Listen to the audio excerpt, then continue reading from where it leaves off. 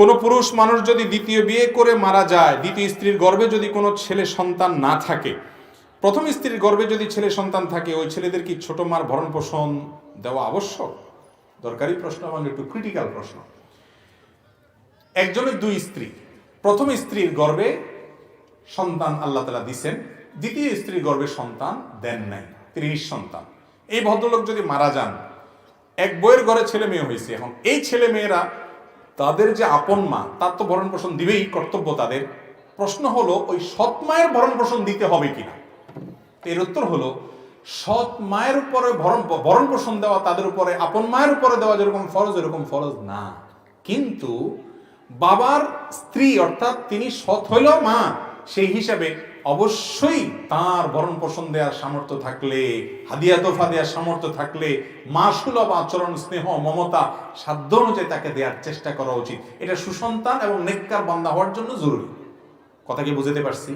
এখন যদি বলেন যে তাদের উপর যদি ফরজ না হয়, তাহলে মহিলার ভরণ পোষণ কে দিবে?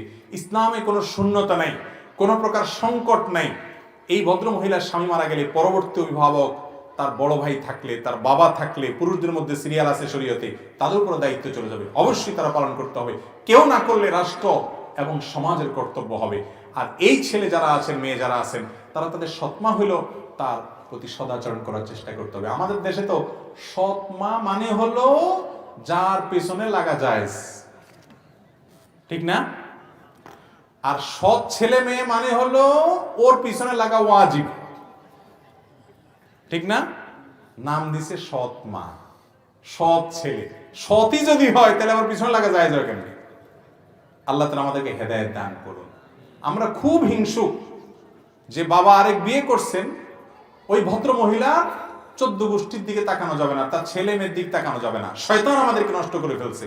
আপনার বাবা যদি কোনো ভদ্র মহিলাকে বিয়ে করেন, আপনার ভালো না লাগলেও আপনার বাবার স্ত্রী, আপনার মা, আপন মায়ের মতো মর্যাদা না থাকুক, তিনিও এক প্রকারের মা, অতএব তার প্রতি আপনার সদয় আচরণ করতে হবে।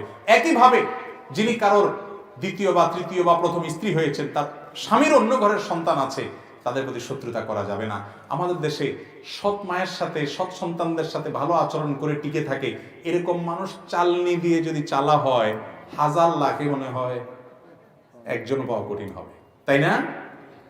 আল্লাহ তাআলা আমাদেরকে ভালো মানুষ হওয়ার তৌফিক দান করুন।